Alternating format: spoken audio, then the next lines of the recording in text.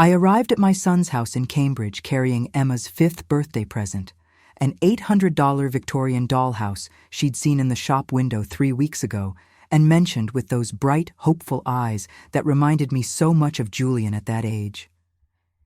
It was Sunday, just past noon, time for our weekly family lunch that I'd started 3 years ago after Richard died. I needed these Sundays. They were my anchor, my purpose, my reason to keep going after losing the love of my life. Vanessa opened the door with that smile I'd learned to recognize over 5 years of marriage to my son. The one that never quite reached her eyes. The one that said she was tolerating my presence rather than welcoming it. But I smiled back, because that's what I did. That's what I'd always done. "Margaret," she said, her voice tight. Not Mom, like she used to call me in the first year. Not even a warm hello. Just my name, clinical and distant. "Hello, darling," I replied, stepping inside with the oversized gift box. "Is Emma excited about her party next week?" She didn't answer, just turned and walked toward the dining room. I followed, setting my Hermes bag on the console table in the hallway. The same console table I'd given them as a housewarming gift when they bought this place. When I'd helped them buy this place, contributing $50,000 toward the down payment because my son's architecture salary and his wife's Instagram income weren't quite enough for the neighborhood they wanted. The dining room smelled like roasted chicken, and I could hear Emma and Sophie playing in the living room, their giggles floating through the house like music. Those sounds were everything to me. After Richard's heart attack took him at 62, just 3 months after we sold our consulting firm for $8.5 million, just when we were finally free to travel and live and breathe without the weight of building an empire, after all that, these little girls became my reason to wake up in the morning. The table was set with the German porcelain I'd given them as a wedding present. 12 place settings of Nymphenburg, worth over $4,000. I'd spent weeks selecting the pattern, wanting to give them something meaningful, something that would last generations. Vanessa used it for every family dinner, and I'd initially felt touched. Now I wondered if she did it to remind me of my generosity, to keep me compliant. I walked naturally toward the head of the table, the chair where I always sat, where Richard used to sit at our own family dinners, where my father sat before him. It wasn't about power or control. It was about tradition, about continuity, about honoring the generations that came before us. My hand was on the chair back when Vanessa's voice cut through the room like a blade. "That seat's taken." I turned, confused. "I'm sorry?" She crossed her arms, those perfectly manicured red nails gleaming under the chandelier light. The chandelier I'd also given them, a baccarat crystal piece that cost $6,500. Her chin lifted, and I saw something in her eyes I'd never seen directed at me so openly before. Pure, undiluted contempt. "Mother-in-law doesn't sit at the head of the table," she said, her voice loud enough that Julian would hear from the kitchen, loud enough that the girls would hear from the living room. "This is my house.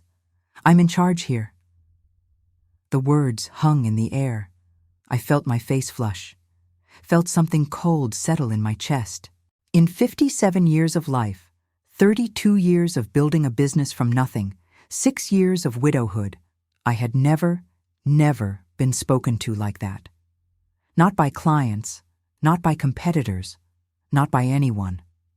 I looked past her to the kitchen doorway, where Julian had appeared. My son, my only child, the boy I'd raised alone for all practical purposes while Richard worked 80-hour weeks building our company. The young man I'd supported through architecture school, through his first job, through every stumble and success. The father of my granddaughters. He stood there in his casual Sunday clothes, dish towel in his hand, and his eyes met mine for just a second before he looked down at the floor. His shoulders curved inward. He didn't say a word, not one word. "Julian?" My voice came out smaller than I intended. He cleared his throat but kept his gaze on the tiles. "Mom, maybe you could just... It's not a big deal, right? Just sit in a different chair. Just sit in a different chair." As if that was the issue. As if this was about furniture arrangement and not about my daughter-in-law publicly humiliating me while my son stood silent, choosing the path of least resistance over defending his own mother. Something inside me went very still, very cold, very clear. I'd spent 5 years making excuses for Vanessa's behavior. When she'd made pointed comments about mothers-in-law who don't understand boundaries, I'd told myself she was stressed with new motherhood. When she'd excluded me from the generational photo shoot 2 years ago, bringing only her own mother to meet Emma and Sophie at the studio, Julian had asked me to understand that Vanessa was feeling sensitive after Sophie's birth. I'd understood. I'd always understood. When she'd rolled her eyes at my gift suggestions, when she'd changed plans at the last minute knowing I'd already rearranged my schedule, when she'd made little digs about how I had so much free time now that I was semi-retired from consulting, I'd swallowed it all. Because I was terrified. Terrified that if I pushed back, if I complained, if I made waves, she would cut off my access to Emma and Sophie. That I'd become the problematic mother-in-law, the cautionary tale, the woman everyone pitied behind her back. So I'd made myself useful, indispensable. I babysat 3 times a week, always at Vanessa's convenience, often with just hours of notice. I bought extravagant gifts for every birthday, every Christmas, every random Tuesday when Vanessa mentioned something the girls might like. I offered financial help, subtle, never making them feel small, always framing it as investing in my granddaughter's future. The house down payment, the new car when Julian's old Honda died, the private preschool tuition that cost $35,000 a year. I thought I was buying peace, buying access, buying love. But standing there in that dining room, with my daughter-in-law's arms crossed in triumph and my son's head bowed in cowardice, I realized I hadn't bought anything. I'd sold myself, sold my dignity, sold my self-respect, packaged it up with a bow and handed it over, piece by piece, Sunday by Sunday, for 5 long years. The silence stretched. Emma appeared in the doorway, her small face confused. "Grandma? Why aren't you sitting down?" I looked at my granddaughter, this beautiful child with Julian's eyes and Vanessa's cheekbones, and felt my heart crack. But I also felt something else, something sharp and clear and finally strong. I picked up my handbag from the chair where I'd set it. "Grandma has to go, sweetheart," I said, keeping my voice gentle for her sake. "But you just got here." Emma's face crumpled. "You brought me a present." The dollhouse. I looked at the large box by the door, wrapped in pink paper with white ribbons, something I'd spent 2 hours wrapping yesterday while imagining Emma's delighted face. "You can open it later," I said. "Margaret." Julian finally spoke up, taking a step forward. "Come on. Don't be dramatic. Just sit somewhere else and let's have a nice lunch." Don't be dramatic. As if I was the problem. As if I was the one who'd created this situation. I met my son's eyes directly. He looked away first. "Enjoy your meal," I said quietly. I walked to the front door, past the dollhouse, past the console table, past all the pieces of myself I'd left in this house over the years. My hand was steady as I opened the door. My vision was clear. I didn't slam it, didn't make a scene. I simply stepped outside into the September afternoon and closed the door behind me with a soft click. My car was parked at the curb, a silver Mercedes E-Class that I'd bought for myself last year because Richard had always said I should drive something that reflected my success. I got in, started the engine, and sat there for a moment, hands on the steering wheel. I wasn't crying. That surprised me. I thought I would cry. But instead, I felt something I hadn't felt in years, a sense of clarity, of decision, of power. My phone was already buzzing in my bag. I pulled it out and saw Julian's name on the screen. I declined the call. It rang again immediately, declined again. Then a text. "Mom, you're being unreasonable. Come back and we'll talk about this." Unreasonable. I almost laughed. I drove home to my Back Bay penthouse, the 3-bedroom unit with floor-to-ceiling windows overlooking the Charles River that I'd bought with the proceeds from selling the consulting firm.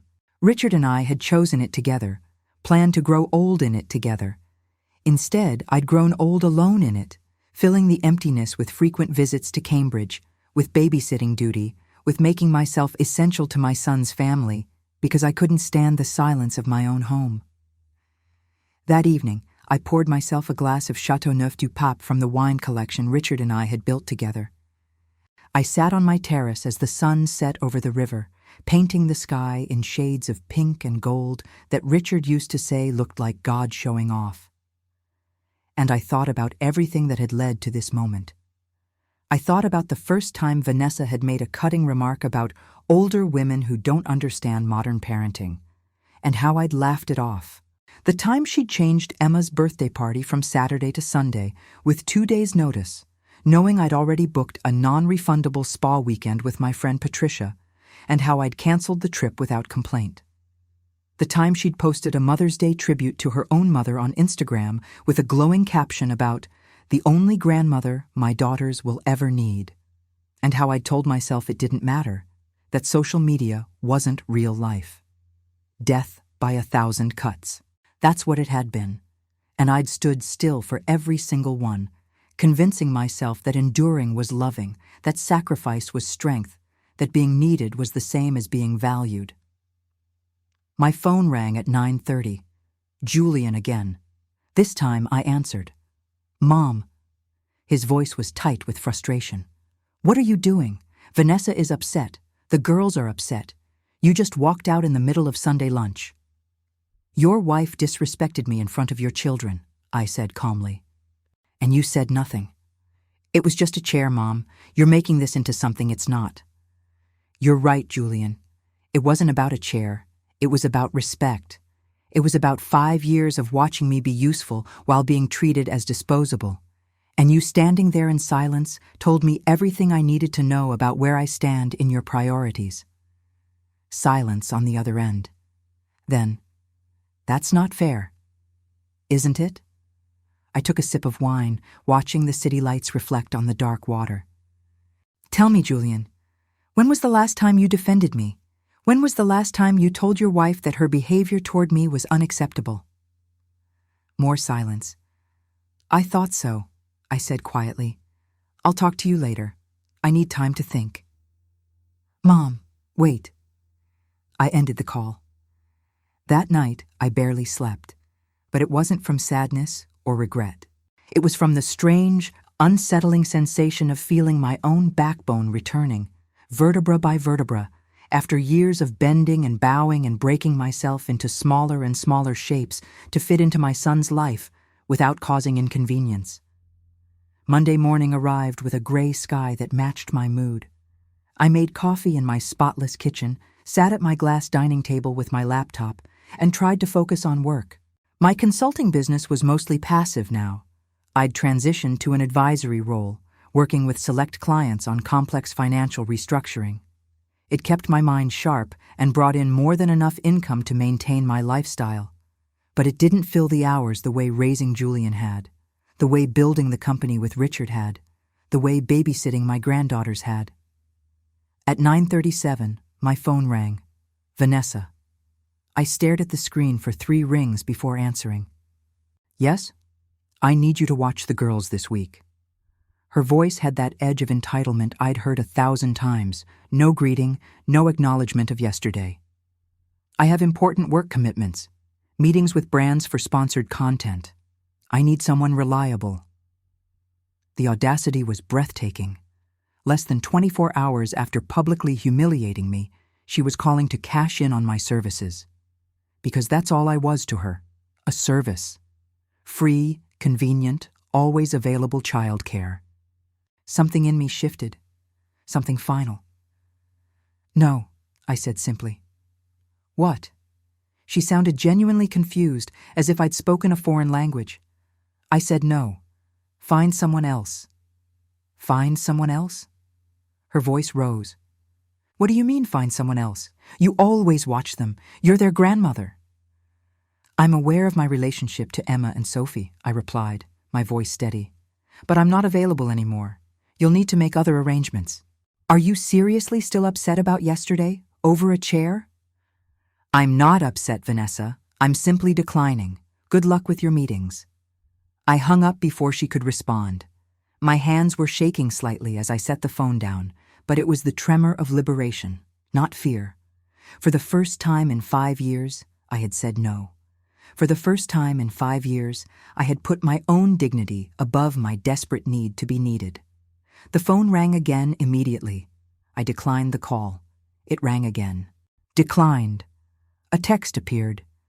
"You're being incredibly selfish. The girls need you." I turned off my phone and sat in the sudden silence of my apartment. And then, finally, I smiled. 6 years ago, on a Tuesday morning in March, I woke up next to my husband, and he was already gone. Not gone from the bed, gone from life. Richard Thornhill, 62 years old, died sometime between 3 and 5 a.m. from a massive heart attack. The coroner said he probably didn't feel anything, that it happened in his sleep. I was supposed to find comfort in that. Instead, I found rage. Rage that after 34 years of marriage, after building a consulting empire together from nothing, after finally selling our firm for $8.5 million just 3 months earlier, after finally being free to travel and live and enjoy the fruits of our labor, he left me, just like that, without warning, without goodbye. Julian was 26 then, married to Vanessa for only 8 months. They'd met at some networking event for young professionals, a Harvard Business School mixer where she was trying to build her personal brand, and he was nursing a beer in the corner, never comfortable in those situations. She was beautiful in that carefully constructed Instagram way. Perfect hair, perfect makeup, perfect angle for every photo. He was smitten within weeks. They were engaged within 6 months. Married within a year. I liked her at first. Or maybe I wanted to like her because Julian seemed happy. And after Richard's death, Julian's happiness became my entire focus. My entire purpose. Because without Richard, without our company, without the daily rhythm of building something together, I had nothing. I was 51 years old, wealthy beyond anything I'd imagined growing up in a middle-class family in Providence, and completely untethered. Vanessa seemed sweet in those early days. She called me Mom, brought me thoughtful little gifts, asked my advice about decorating their small apartment in Somerville. When Emma was born 2 years after Richard died, I was in the delivery room. Vanessa held my hand and cried and said she was glad Emma would have me as a grandmother, that every child deserved someone as strong as me in their life. I believed her. God help me, I believed every word. I threw myself into being the perfect grandmother. I researched the best strollers, the safest car seats, the most educational toys. I bought them all. When Vanessa complained about the expense of quality baby items, I quietly ordered them and had them delivered. When she mentioned wanting to hire a night nurse but couldn't afford it, I offered to pay for one. When Julian looked stressed about their mounting credit card debt, I slipped him $5,000 and told him to consider it an early birthday present. I was buying my place in their lives. I see that now. But at the time, I told myself I was just being helpful, just being a good mother and grandmother, just making sure my son's family had everything they needed. Emma was 6 months old when the cracks started showing. Vanessa made a comment about how some grandmothers were too involved, how she'd read articles about boundary issues with in-laws. She said it while scrolling through her phone, casual as anything, but I felt the sting.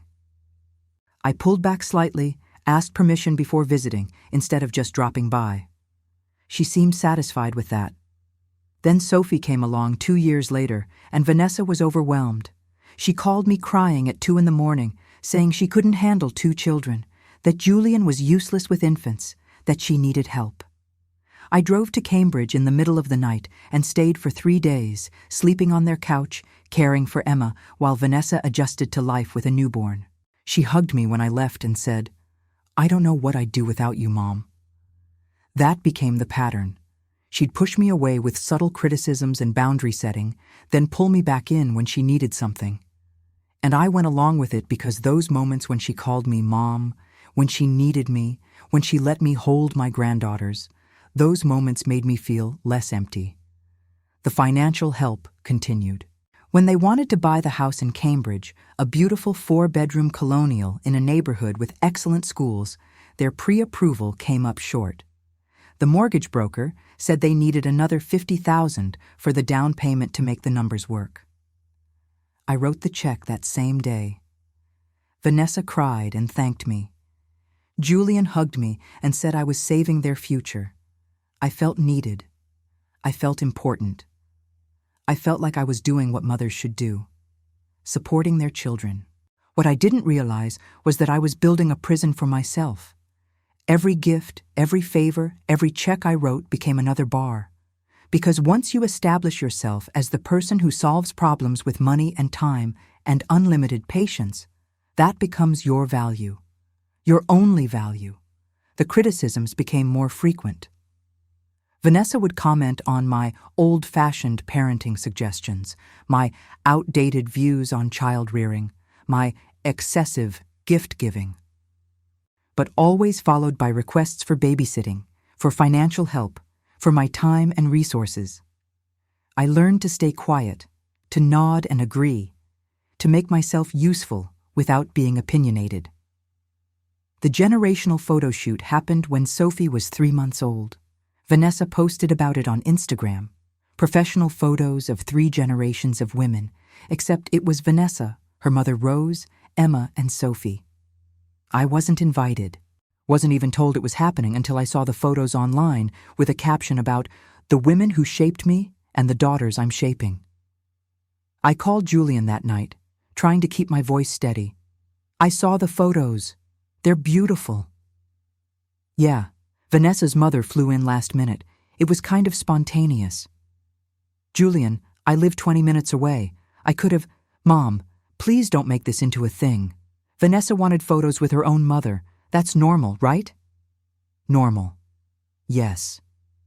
Except that Rose lived in San Diego and saw the girls maybe twice a year while I was there 3 times a week. Except that I was the one who'd paid for half their house. Except that I was the one who dropped everything whenever they needed help. But I didn't say any of that. I said, "Of course, you're right. I'm sorry." I was always sorry. Always apologizing for having feelings, for wanting acknowledgement, for expecting basic consideration. The pattern solidified over the next 3 years. I became the on-call babysitter, the emergency contact, the gift giver, the problem solver. But never the honored matriarch, never the respected elder. I was useful, not valued. There's a difference, and I was too afraid of losing access to my granddaughters to acknowledge it. I watched my friends set boundaries with their own adult children. Patricia refused to babysit more than once a week for her daughter. "I raised my kids," she told me over lunch. "I love my grandkids, but I'm not a free nanny service." I nodded, but thought she was being selfish. Now I see she was being healthy. Another friend, Diane, made her son and daughter-in-law pay back a loan for their down payment. "Family doesn't mean blank checks," she said. I thought she was being harsh. Now I see she was teaching them responsibility and self-respect. But I couldn't do what they did. Because after Richard died, those little girls became my reason for existing. The thought of Vanessa cutting me off, of not being allowed to see Emma and Sophie, terrified me more than anything. So I made myself indispensable. I said yes to everything. I swallowed every slight, every dig, every moment of casual disrespect, until Sunday, until that dining room. Until my son looked at the floor while his wife publicly humiliated me over a chair that wasn't about a chair at all. Monday afternoon, after Vanessa's call, after I'd turned off my phone, I sat in my apartment and really looked at my life. The penthouse Richard and I had bought together felt like a museum. Our furniture, our art, our carefully curated book collection, all of it frozen in time from 6 years ago. The only things that had changed were the framed photos of Emma and Sophie that covered every surface, constant reminders of the family I'd tried so desperately to remain essential to. I'd stopped traveling. Richard and I had planned to see the world: Portugal, Japan, New Zealand. The itineraries were still in a folder on my desk, untouched. I'd stopped having dinners with friends because Vanessa might call needing a babysitter. I'd stopped taking on interesting consulting projects because I needed to keep my schedule flexible for my son's family. I'd stopped living my own life because I'd made their life my entire existence. And what did I have to show for it? A daughter-in-law who called me only when she needed something. A son who couldn't meet my eyes when his wife disrespected me. And the growing realization that I'd taught them both exactly how to treat me, by accepting treatment I should have rejected years ago. That evening, I turned my phone back on. 47 missed calls, dozens of messages. Julian asking me to stop being stubborn. Vanessa alternating between fake apologies and accusations of selfishness. Rose, Vanessa's mother, telling me I was being dramatic and making everything about me. Even some of their friends had apparently gotten involved. People I barely knew sending me messages about family unity and forgiveness. I deleted them all and called my attorney, Thomas Brennan. He'd handled Richard's estate and our business sale. He knew our family finances inside and out. Thomas, I need to review my will and the trust funds I established for Emma and Sophie. Of course, Margaret. Is everything all right? Everything is becoming clear, I said. I want to ensure that if anything happens to me, Julian and the girls are protected, but that Vanessa has no direct access to any funds. Can that be done? Absolutely. We can structure it so the money is in irrevocable trusts for the children's education and welfare, with Julian as trustee, but with strict limitations on usage. Do it. I'll come by tomorrow to sign whatever needs to be signed. After hanging up, I poured another glass of wine and made a decision. I was done being convenient, done being useful, done accepting scraps of respect in exchange for unlimited generosity. If my son and his wife wanted me in their lives, it would be on terms that honored who I was, not just what I could provide. I had no idea what the next days would bring, but sitting there in my quiet apartment, watching the lights come on across the river, I felt something I hadn't felt in 6 years. I felt like myself again. Tuesday morning arrived with relentless sunshine that felt inappropriate for my mood.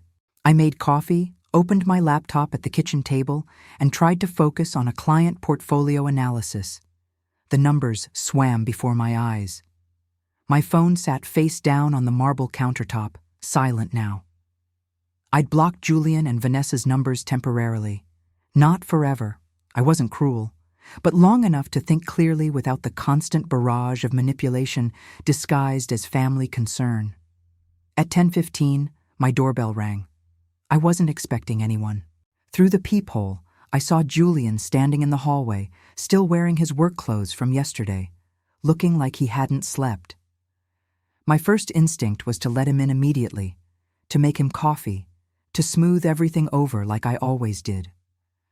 My second instinct, the newer, stronger one, was to make him wait.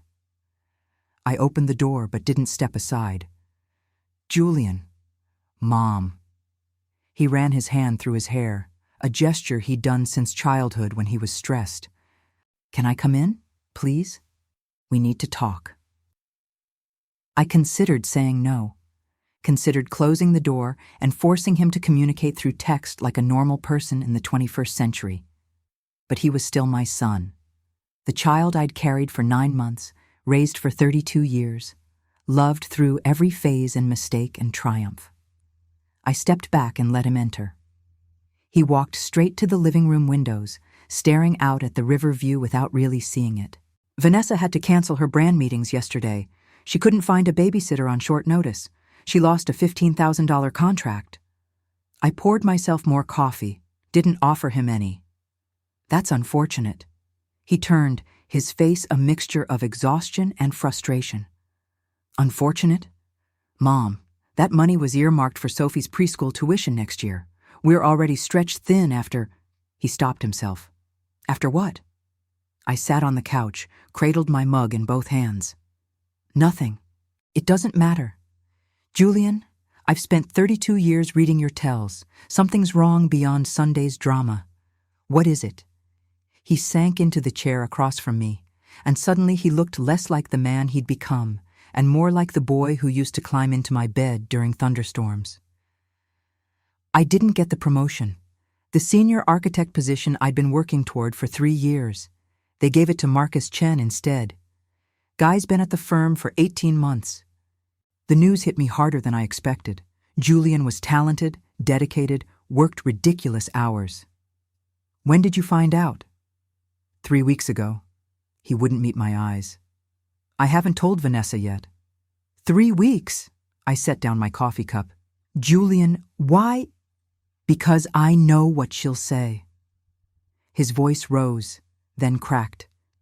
She'll say I'm not aggressive enough, not ambitious enough, that I should have been networking better or politicking better or whatever the hell better she thinks I should be. And then she'll bring up how her friend Madison's husband just made partner at his firm, or how her cousin's boyfriend bought them a beach house, and I'll feel like even more of a failure than I already do. The pain in his voice was real, raw, and it explained so much about Sunday. His silence, his cowardice, his inability to defend me. He was already drowning, and confronting his wife about anything felt like inviting another wave to crash over his head. But that didn't excuse it. And that didn't make it my problem to fix. I'm sorry you're going through this, I said carefully. That must be incredibly difficult.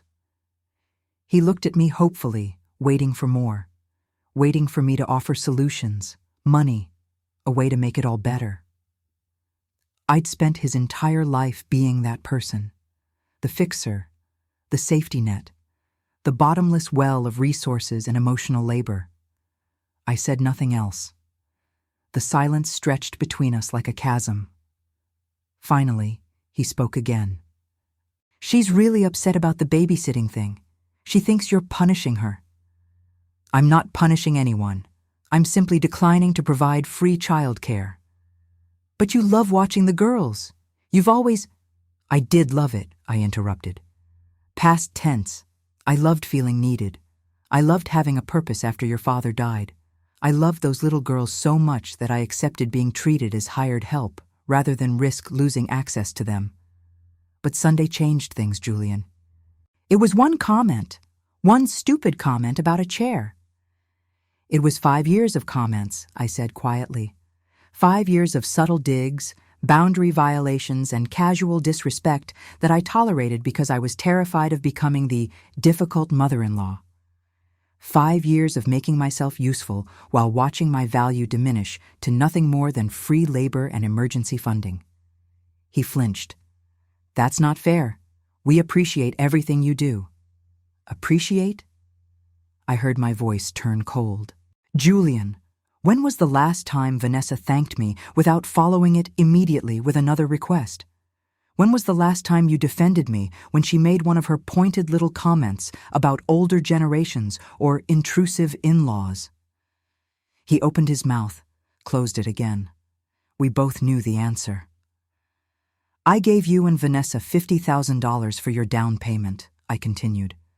I pay for the girls' preschool tuition, $35,000 a year. I've bought you a car, countless gifts, provided hundreds of hours of free childcare. And on Sunday, when your wife publicly humiliated me in front of your children, you looked at the floor. So no, Julian, I don't think you appreciate anything. I think you've gotten comfortable taking. His face went red. Jesus, Mom, are you seriously keeping a tally of everything you've given us? That's pretty manipulative.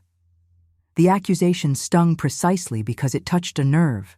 I'm not keeping a tally, I said, fighting to keep my voice level. I'm pointing out a pattern. Generosity should flow from love and be received with gratitude, not entitlement. Your wife treats me like a service provider, and you let her. She's under a lot of stress. Building a brand on social media is harder than you think. The algorithm changes constantly, engagement is down, sponsored content is drying up. Then maybe she should get a real job, I said flatly. His jaw dropped. Wow. And there it is. You've never respected what Vanessa does. I respect anyone who works hard at something meaningful, I replied. What I don't respect is someone who treats their family like props for Instagram content, who exploits their mother-in-law's generosity while mocking her behind her back, and who has apparently raised her husband to believe that keeping the peace is more important than maintaining integrity. Julian stood up abruptly. You know what? Maybe Vanessa was right. Maybe you are jealous of her relationship with the girls. Maybe you are trying to control everything with your money. The words were designed to wound, and they succeeded. But I'd spent too many years in business negotiations to let him see me bleed. If that's what you truly believe, I said calmly, then there's nothing more to discuss. You should go. He stared at me, clearly expecting me to back down, to apologize, to make this easier for him like I always did. When I simply looked back at him in silence, he grabbed his jacket and headed for the door. He paused with his hand on the doorknob. The girls are asking for you. Emma cried herself to sleep last night, asking why Grandma doesn't love her anymore. It was a knife between my ribs, perfectly placed. He knew exactly how to hurt me.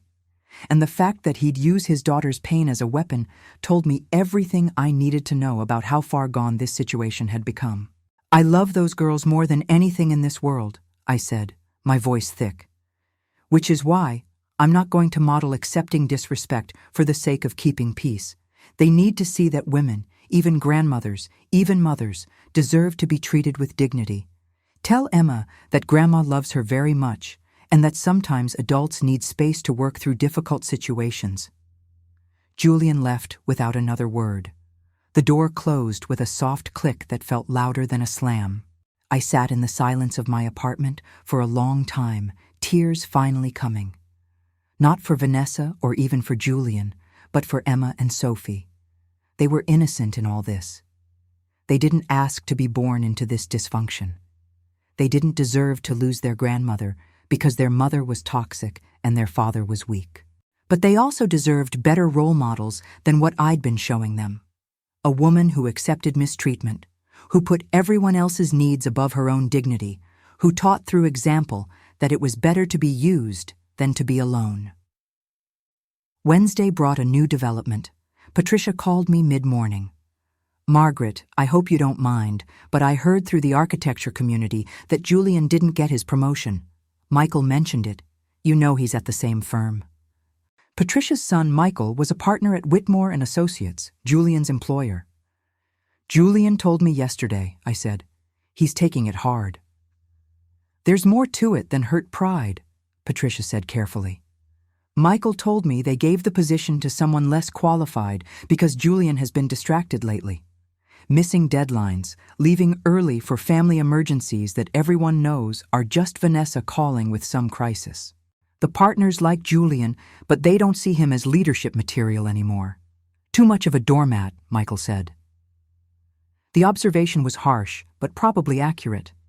Julian had spent so many years managing Vanessa's moods and demands that he'd lost his professional edge. How many times had he mentioned leaving work early because she needed him home? How many times had he been glued to his phone during family dinners, anxiously monitoring her texts? That's unfortunate, I said, echoing my response to Julian, but meaning it differently this time. Unfortunate that my son had become so diminished. Unfortunate that I'd watched it happen and said nothing, too focused on keeping access to my granddaughters to point out that he was drowning. There's something else, Patricia continued. I probably shouldn't tell you this, but we're friends, and I think you should know. Michael said Vanessa showed up at the firm last month causing a scene.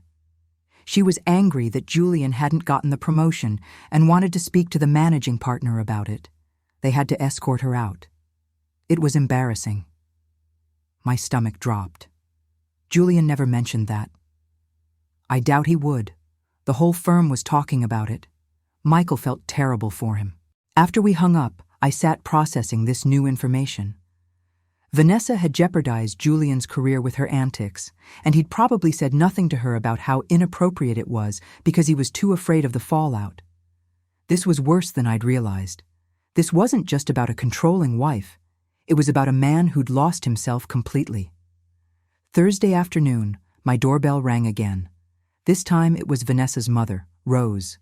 I almost didn't let her in, but curiosity won. Rose Chen was 62, petite, with the same carefully maintained appearance as her daughter. She swept into my apartment like she owned it, her designer handbag probably costing more than most people's monthly rent. "Margaret, this has gone on long enough," she announced without preamble. "You're being childish and selfish. Vanessa is under enormous pressure, and you're making everything harder for no reason." I closed the door slowly, gathering my composure. "Rose, did Vanessa send you here?" "I came because someone needs to talk sense into you. Those girls need their grandmother. Vanessa needs support, not judgment. And you're behaving like a spoiled child who didn't get her way." The hypocrisy was breathtaking. This woman saw her granddaughters twice a year but had been included in the generational photo shoot. This woman contributed nothing financially to Julian and Vanessa's household, but had opinions about how I should contribute more. "Rose, with all due respect, you don't get to lecture me about grandmother duties when you live across the country and visit occasionally. I've been present for every birthday, every illness, every milestone. I've provided financial support and hundreds of hours of childcare. And last Sunday, your daughter publicly disrespected me while my son said nothing. I'm not being childish. I'm establishing boundaries that should have existed years ago." Her face reddened. "Vanessa told me what really happened. You tried to take over her dining room, acting like you owned the place just because you gave them some money. Then you stormed out like a drama queen when she politely asked you to sit elsewhere." The revision of history was almost impressive in its audacity. "That's not what happened, and we both know it." "You're jealous," Rose continued, her voice rising. "Jealous that Vanessa is young and beautiful and successful. Jealous that she's close with her own mother. So you're trying to use your money to control everything and make yourself the center of attention." I walked to my front door and opened it. "This conversation is over. Please leave." "Fine," she snapped, grabbing her bag. "But when Emma and Sophie grow up asking why their grandmother abandoned them, remember this moment. Remember that your pride was more important than those little girls." After she left, I poured myself a glass of water with shaking hands. The manipulation was sophisticated. Twist the narrative, make me the villain, use my granddaughters as emotional weapons. And it was working, at least partially. I did feel guilty. I did question whether I was being too harsh, too unforgiving. But then I remembered Julian's face as he looked at the floor. I remembered Vanessa's crossed arms and contemptuous voice. I remembered 5 years of swallowing disrespect for the privilege of being useful. No, I wasn't wrong. I was just finally right. Friday evening, I received an email from Julian. Not a phone call or text, but a formal email. The subject line read, "We need to talk about moving forward." The body of the email was cold, almost corporate. He suggested we meet with a family therapist to work through these communication issues. He outlined a list of grievances Vanessa had apparently compiled. Times I'd been overbearing, moments when I'd offered unsolicited advice, instances where I'd made her feel inadequate. The list was long and detailed, suggesting she'd been keeping records for years. There was no acknowledgement of her behavior, no mention of Sunday's incident, no apology for his silence. Just a carefully worded suggestion that I needed professional help to learn how to respect boundaries and support their parenting choices. I read the email 3 times, each time feeling something inside me harden further. This was gaslighting. This was manipulation. This was my son, under his wife's influence, trying to rewrite history so thoroughly that I became the problem that needed fixing. I typed a response. "Julian, I'm willing to discuss our relationship when you're ready to acknowledge what actually happened last Sunday and take responsibility for your silence. Until then, I need space." I love you, but I love myself too, and I won't apologize for expecting basic respect. Mom. I sent it before I could second-guess myself. That night, lying in bed, staring at the ceiling, I thought about Richard. What would he say if he could see this mess? He'd always been diplomatic, better at navigating difficult personalities than I was. But he'd also had a spine of steel when it mattered. He never would have stood silent while someone disrespected me. Never. I missed him so much in that moment that it physically hurt. Missed his wisdom, his steadiness, his ability to see through manipulation. Missed having a partner who had my back unconditionally. But Richard was gone, and I needed to learn how to have my own back. Saturday morning, I did something I hadn't done in 3 years. I made plans that had nothing to do with my son's family. I called Patricia and confirmed our long-postponed spa weekend for the following month. I booked a flight to Portugal for December, the trip Richard and I had planned but never taken. I scheduled lunch with 3 other friends whose invitations I'd declined repeatedly because I needed to keep my calendar clear for Vanessa's unpredictable demands. I was reclaiming my life, slowly, painfully, but deliberately. And if that meant my relationship with Julian and his family had to be rebuilt from scratch with new foundations, so be it. I'd spent 6 years building my world around their needs. Maybe it was time to build something around my own. Sunday morning, exactly 1 week after the incident, I was sitting on my terrace with coffee and the New York Times when my phone rang. Unknown number. I almost didn't answer, but something made me pick up. Mrs. Thornhill, this is Amanda Peterson from Bright Horizons Academy. Emma and Sophie's preschool. My stomach immediately tightened. I hope I'm not calling at a bad time. Not at all. Is everything all right with the girls? The girls are fine physically, she said carefully. But I'm calling because we've had some concerns this past week. Emma has been unusually emotional, crying during circle time, asking for you repeatedly. And on Thursday, Mrs. Chen Thornhill arrived 45 minutes late to pick up both girls. This is the 3rd time this month she's been significantly late. I closed my eyes. Vanessa had been using me as her backup plan for so long that she'd never developed reliable alternatives. I see. There's something else. Amanda's voice dropped lower, more confidential. We'd served on a literacy fundraising committee together 2 years ago, and I donated $50,000 to their new library. She knew me as more than just a grandmother. Emma told her teacher that Mommy gets mad when we talk about Grandma. Mrs. Thornhill, I'm not trying to insert myself into family matters, but as an educator, when a child exhibits sudden emotional changes and makes statements like that, we have to pay attention. The implications hit me like ice water. Vanessa was actively discouraging the girls from mentioning me, not just withholding access, but poisoning the relationship from her end. Thank you for calling, Amanda.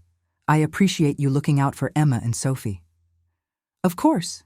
And Mrs. Thornhill, whatever's happening in your family, those girls clearly love you very much. Emma draws pictures of you every day during art time. After we hung up, I sat staring at the river without seeing it.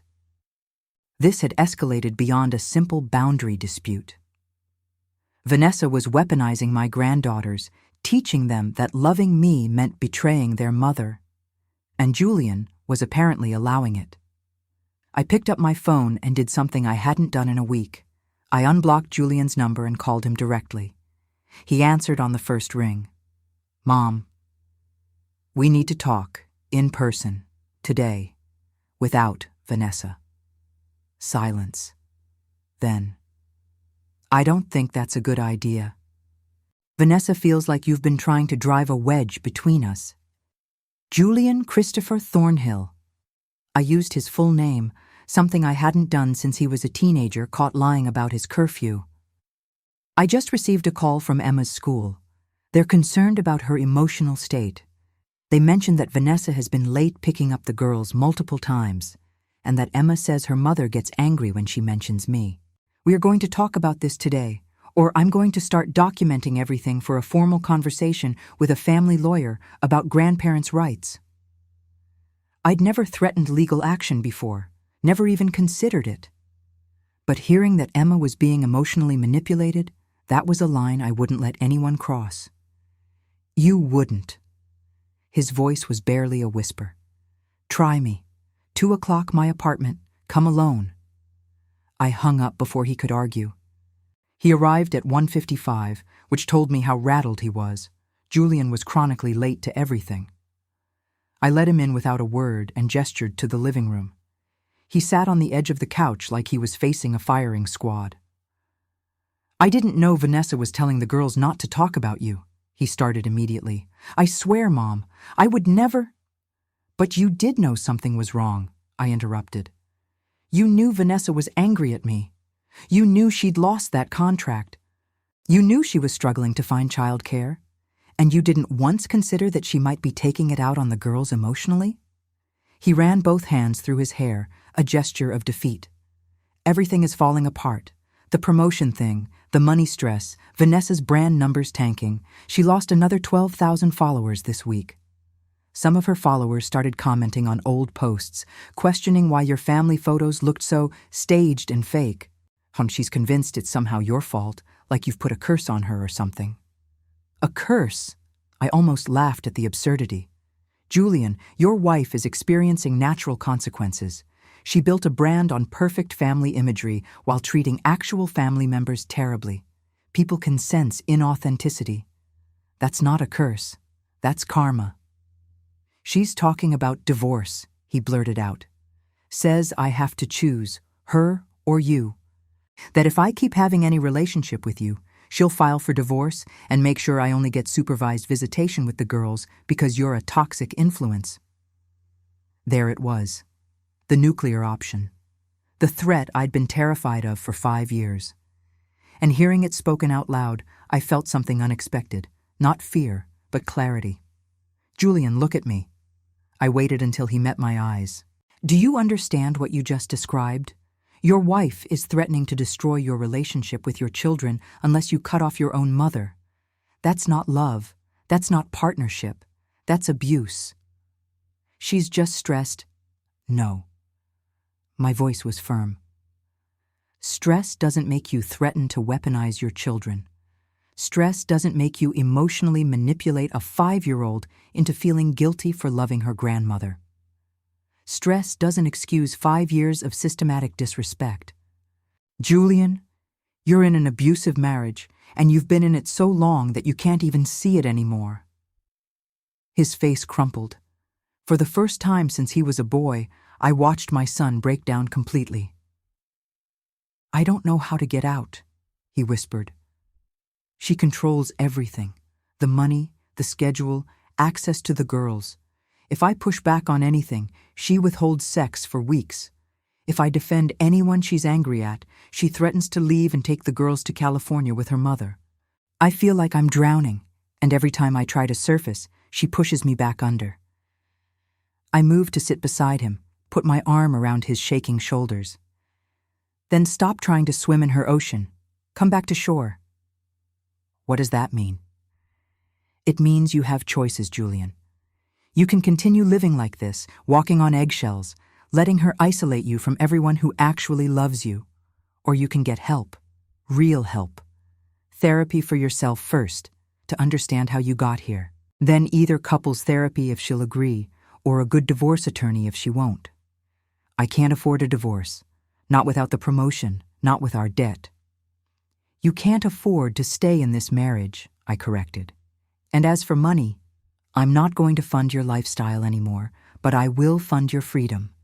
If you genuinely want out, if you're ready to fight for custody and rebuild your life, I'll pay for the best family lawyer in Boston. He looked at me with something like hope flickering in his eyes. You'd do that?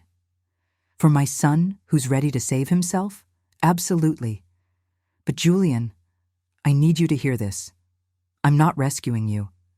I'm not fixing your life. I'm offering you tools, but you have to do the work. You have to find your spine again. You have to stand up for yourself and for those girls. Because what's happening in that house isn't just hurting you. It's hurting Emma and Sophie too. He nodded slowly. wiping his eyes. I'm so sorry, Mom. For everything. For Sunday, for the email, for all of it. You were right, I've been a coward. You've been surviving, I said gently. But survival isn't the same as living. It's time to choose living. We sat together in silence for a long moment. Then Julian pulled out his phone and started searching. There's a therapist Patricia recommended once. Michael sees him for work stress. I'm going to call tomorrow, get an appointment. That's a good start. And Mom, can I bring the girls to see you tomorrow after school? Vanessa has that sponsored post shoot she can't reschedule. She was going to leave them with her mother, but Rose lives in California, I finished. She's staying at our place this week. But I'd rather bring them here. They miss you. I felt tears prick my eyes. I'd love that. I've missed them too. After Julian left, I stood at my window watching the sun set over the city. Something had shifted today. Not fixed, not by a long shot, but shifted. My son had finally admitted the truth about his marriage, finally asked for help, finally chose something other than the path of least resistance. It wasn't victory, but it was a beginning. Monday afternoon, Julian brought Emma and Sophie to my apartment. The moment I opened the door, Emma burst into tears and threw herself at my legs. "Grandma, I thought you didn't love us anymore." I knelt down, pulling both girls into my arms, breathing in the scent of their strawberry shampoo and the indefinable sweetness of childhood. I love you both more than all the stars in the sky. I always will. I just needed some time to handle some grown-up things. Sophie, only 3 and usually shyer, touched my face with her small hand. "Mommy said you were sick of us." The words hit me like a physical blow. I looked up at Julian, who stood in the doorway with his jaw clenched, clearly hearing this for the first time too. "That's not true, sweetheart," I said carefully, choosing my words for young ears. "Sometimes adults have disagreements, and we need space to figure things out. But that has nothing to do with how much I love you." We spent 2 hours together, playing with their dolls, reading stories, making cookies in my kitchen. The girls were initially clingy, as if afraid I'd disappear again if they let go. But gradually they relaxed, returning to their normal, joyful selves. Julian sat at the kitchen table watching us, and I saw something in his face I hadn't seen in years: resolve. After the girls were settled in my guest room watching a movie, Julian and I stepped out onto the terrace. "I called that therapist," he said quietly. "I have an appointment Wednesday afternoon. I told Vanessa I had a late client meeting." "You're lying to her now?" "I don't trust her with the truth anymore. If she knew I was seeing a therapist, she'd sabotage it somehow, claim we can't afford it, or that only crazy people need therapy, or find some crisis that would force me to cancel." He stared out at the river. "I've been thinking about what you said, about abuse. I looked up emotional abuse last night, read articles about controlling partners. Mom, it was like reading my life story. Every single sign, every tactic, she uses all of them. How long have you known something was wrong?" "Honestly, since the beginning. But I was so desperate to make it work, to prove I could build something good after losing Dad." His voice cracked. "I thought if I just tried harder, was more patient, gave her everything she wanted, she'd eventually be happy. But she's never happy. Nothing is ever enough." Before I could respond, his phone buzzed. He glanced at it, and his whole body tensed. "She's wondering where we are. I told her I was taking the girls to the park." "What are you going to tell her?" "The truth." He looked at me with something like defiance. "That we visited you, that the girls needed to see their grandmother, and if she has a problem with it, she can deal with it." "Julian." "No, Mom. I'm done. I'm done lying. Done apologizing for having a mother who loves me. Done letting her dictate every single aspect of my life." 2 hours later, after Julian and the girls left, my phone exploded with messages. But not from Vanessa, from her mother, Rose. "How dare you manipulate Julian into bringing those children to your apartment behind Vanessa's back? You're a toxic, controlling woman who can't accept that your son has his own family now. Vanessa is devastated. I stared at the message, then typed back, Julian is a grown man who made his own decision to visit his mother with his children. If Vanessa has issues with that, she should discuss it with her husband, not send her mother to fight her battles. I blocked Rose's number before she could respond. 30 minutes later, my doorbell rang urgently, repeatedly. Through the peephole, I saw Vanessa, her face red and blotchy, makeup smeared. I almost didn't open the door. But some instinct told me this confrontation was inevitable. Better to have it now, on my territory, on my terms. I opened the door, but didn't step aside to let her enter. Vanessa. You vindictive bitch, she spat, her voice raw. You've spent the last week turning my husband against me, manipulating him, poisoning him with your version of events. I've spent the last week establishing boundaries, I said calmly, which apparently terrifies you because your entire relationship with Julian is built on violating boundaries. He's my husband. Those are my children. You don't get to interfere in my marriage. I'm not interfering in your marriage. I'm refusing to participate in its dysfunction. There's a difference. She pushed past me into the apartment, and I let her. This needed to happen. She paced my living room like a caged animal, her carefully curated Instagram persona completely shattered. This was the real Vanessa, the one she hid behind filters and strategic angles. You think you're so perfect, she continued, her voice rising, so superior with your money and your big apartment and your successful business. You've looked down on me from day one because I'm not some corporate queen like you. That's not true. Yes, it is. I saw how you looked at me when Julian first brought me home, this young, pretty girl who worked in marketing, who didn't have an MBA from some prestigious school, who came from a working-class family. You thought I wasn't good enough for your precious son. I took a breath, choosing my words carefully. Vanessa, I had reservations initially, not because of your background or education, but because you were very young and you and Julian barely knew each other. But I welcomed you into our family. I tried to support you. I gave you money, time, endless help. You gave me chains, she shouted. Every gift, every check, every offer of help came with invisible strings. Look how generous I am. Look how much you need me. Look how you'd be lost without me. You turned Julian into a dependent child who runs to mommy whenever things get hard. You made me feel like a failure who can't even afford her own life without your charity. The accusation stunned me. Is that really how you saw it? I was trying to help. You were trying to control, to make sure you were always the most important woman in Julian's life, to remind me constantly that I'm not as successful, not as wealthy, not as important as you. Tears streamed down her face now, genuine pain mixing with rage. Do you have any idea what it's like to live in someone's shadow like that? To feel like no matter what you do, you'll never measure up? For the first time, I glimpsed something beneath Vanessa's toxicity. Profound insecurity. The kind that gets installed in childhood and becomes the operating system for everything that follows. But understanding her pain didn't excuse her behavior. Vanessa, I'm sorry if my help made you feel inadequate. That was never my intention. But you responded to your insecurity by trying to push me out completely, by disrespecting me, by limiting my access to my granddaughters, by manipulating Julian into choosing between us. That's not healthy coping. That's abuse. Abuse? She laughed bitterly. You're calling me abusive? You're the one who abandoned your granddaughters for a week because you didn't like where you were asked to sit at dinner.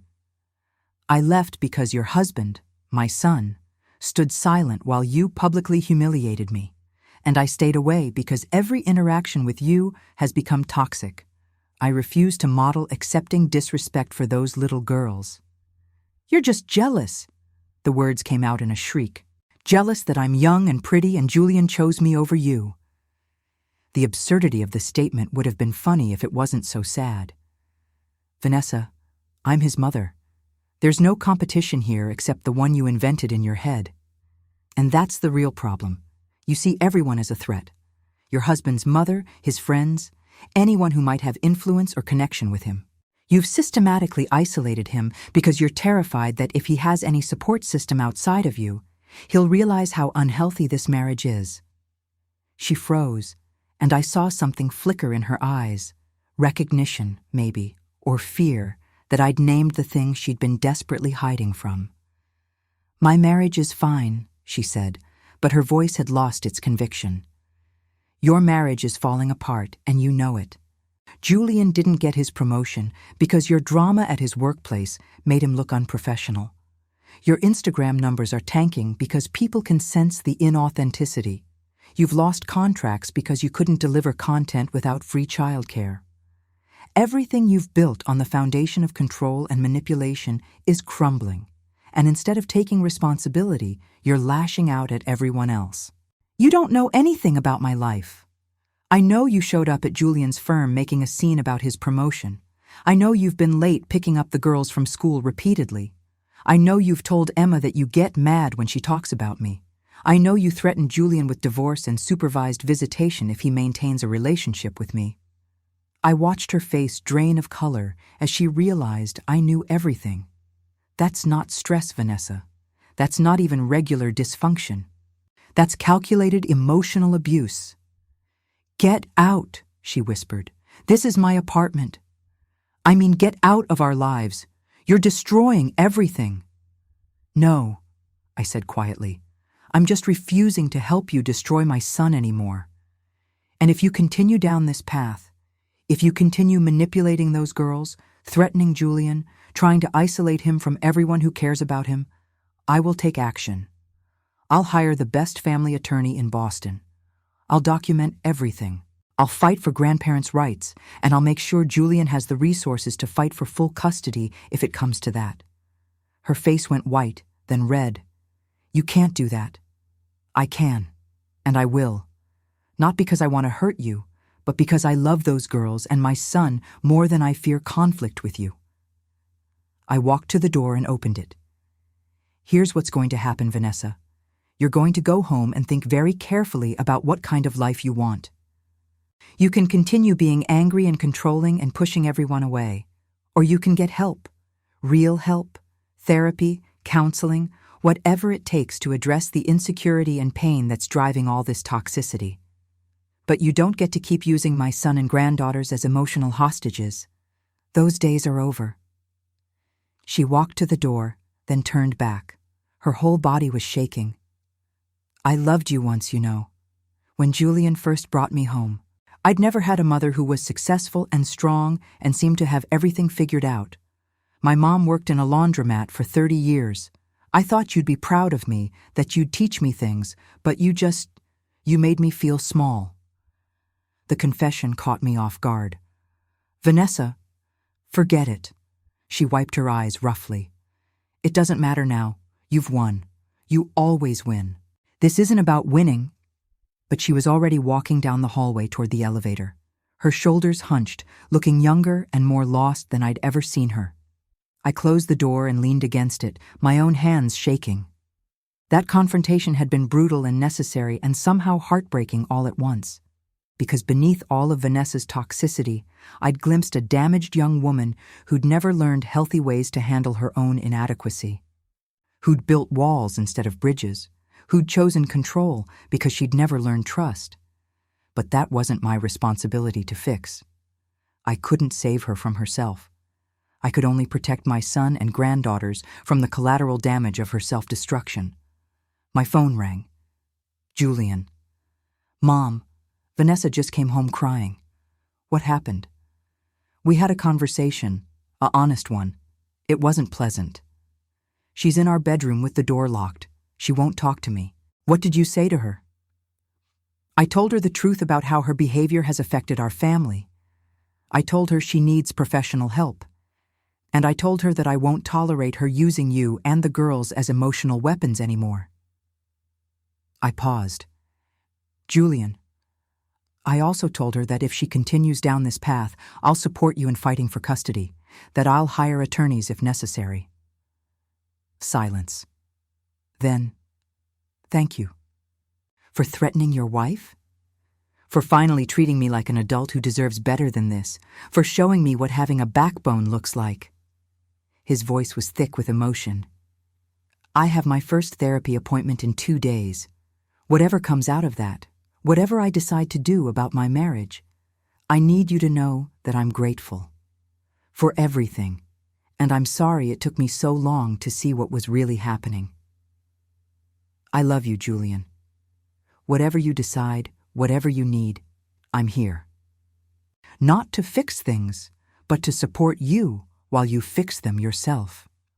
After we hung up, I poured myself a glass of wine and sat on my terrace as the sun set. The confrontation with Vanessa had been necessary, but it had also been painful. I didn't enjoy seeing anyone break down like that, even someone who'd caused so much damage.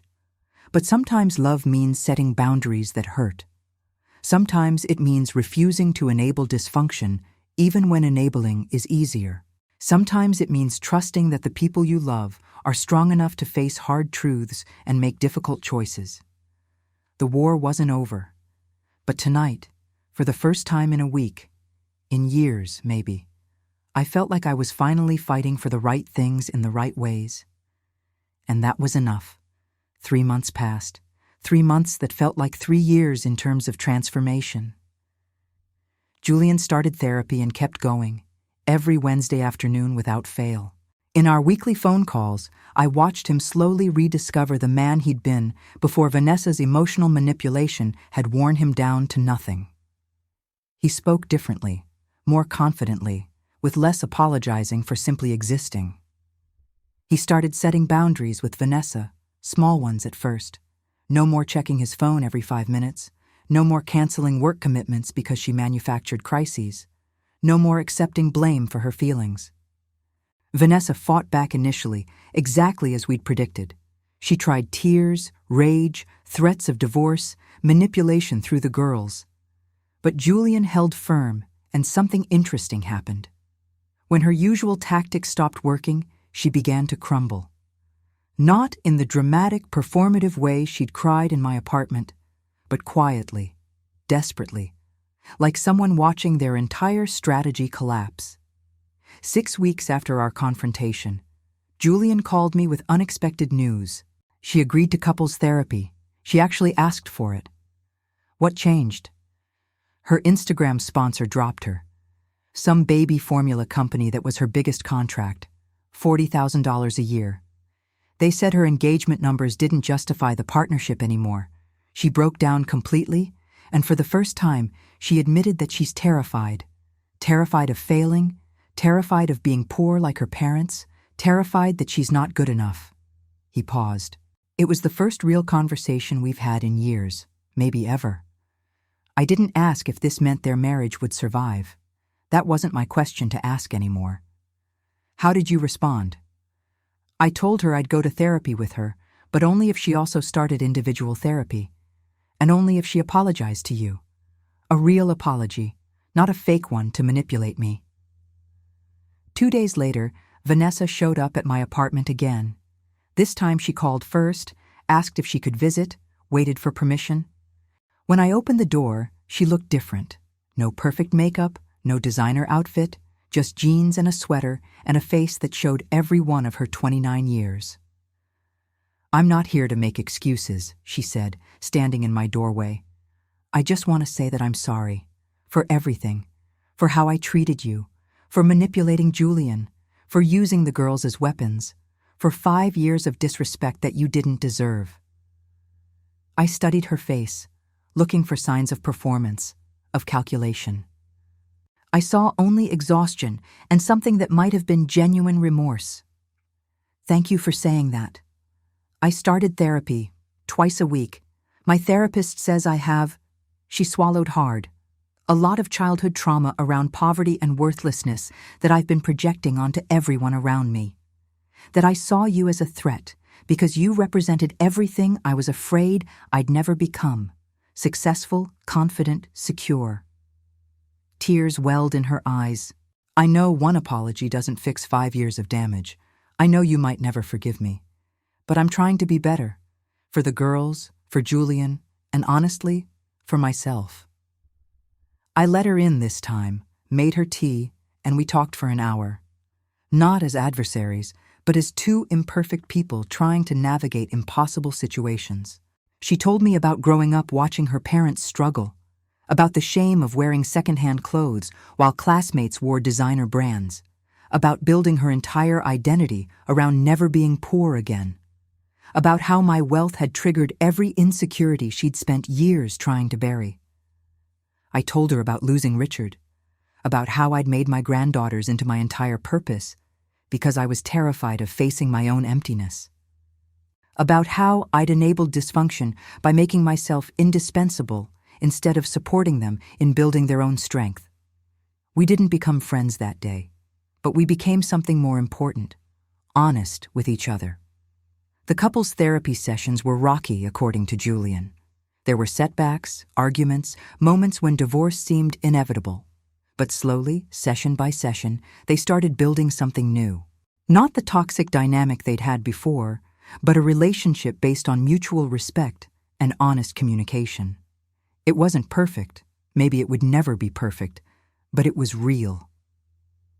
8 weeks after that conversation, on a Saturday afternoon, Julian brought the girls to my apartment for our now regular weekly visit. But this time, Vanessa came too. "The girls wanted to show you something," Julian said, his hand resting on Vanessa's shoulder in a way that looked natural, not performative. Emma and Sophie burst through the door carrying a poster board covered in drawings and stickers. "We made you a family tree," Emma announced proudly. "Look, this is you at the top because you're the oldest, and then Daddy, and then Mommy, and then us." I studied the crayon drawing, my throat tight with emotion. There I was, rendered in Emma's careful 5-year-old hand, wearing what looked like a crown. "Because you're the queen grandmother," Sophie explained seriously. We spent the afternoon together, all of us. Vanessa was quiet but present, helping with snacks, reading books to Sophie, not trying to control everything.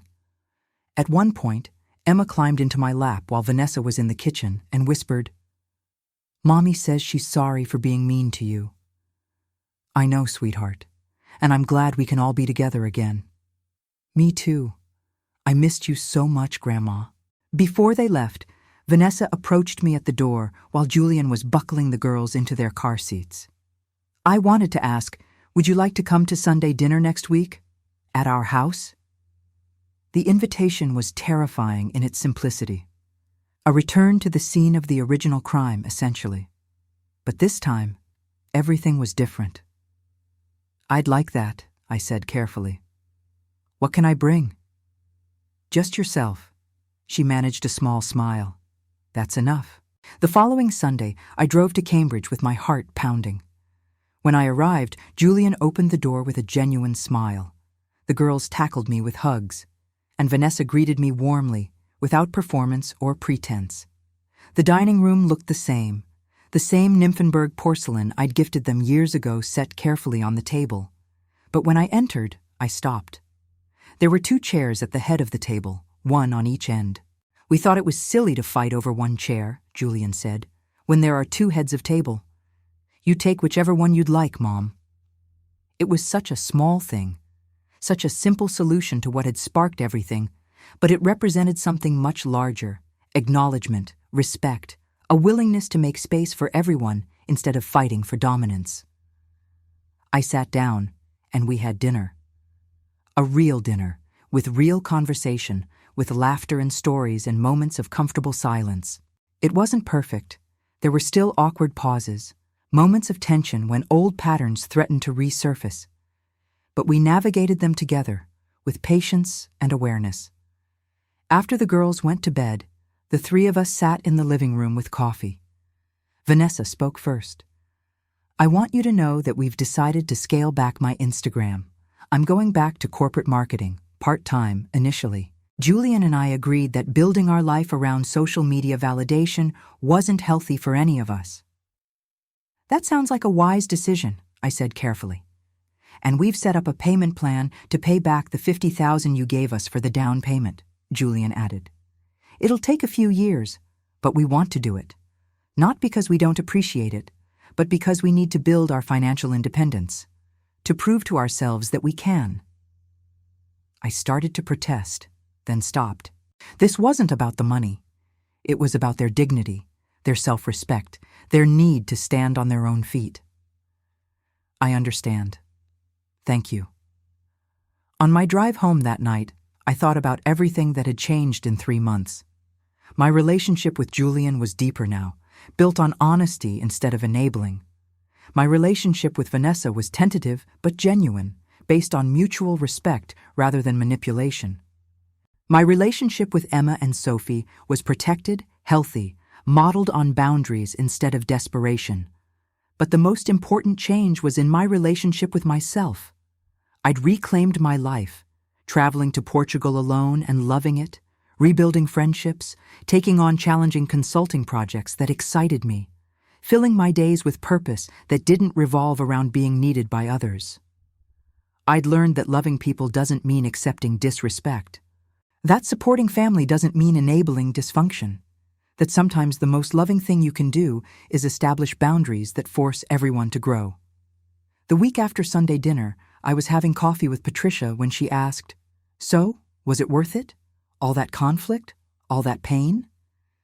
I thought about Emma's drawing, about Julian's newfound confidence, about Vanessa's genuine apology, about my own reclaimed dignity. "Yes," I said simply. "It was worth every difficult moment." "What changed? What made the difference?" I smiled, remembering that Sunday afternoon when Vanessa had crossed her arms and demanded I move from the head of the table, when Julian had looked at the floor in silence, when I'd picked up my bag and walked out. "I finally learned to say no," I answered. "I learned that find someone else is sometimes the most powerful sentence in the English language. And I learned that the people who truly love you will rise to meet your boundaries, while the people who don't will reveal themselves in the process." Patricia raised her coffee cup in a toast. "To finding your backbone."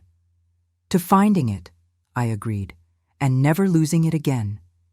That evening, sitting on my terrace watching the sun set over Boston, my phone buzzed with a text from Emma. Julian had set up a special grandmother-granddaughter text chain. Just photos and simple messages the girls could manage with help. The photo showed Emma and Sophie at the dining table, holding up artwork. The message, clearly dictated to Julian, read, "We love you, Grandma. You're the best queen grandmother in the whole world." I saved the photo, added it to my collection, and sent back a row of heart emojis. Then I poured myself a glass of that Châteauneuf-du-Pape, the wine Richard and I had chosen together years ago, and I raised it to the empty chair where he used to sit. "We did good with that boy," I said to the memory of my husband. "He lost his way for a while, but he found it again, and I found mine too." The city lights began twinkling across the river as darkness fell. But I wasn't afraid of the dark anymore, wasn't afraid of being alone or of standing up for myself, or of letting go of relationships that required me to diminish myself to maintain them. I'd learned that dignity costs something. Sometimes it costs comfort, convenience, or the illusion of peace. But it's always worth the price. And I'd learned that sometimes the greatest act of love is teaching people how they're required to treat you, even if it starts with something as simple as refusing to move from a chair.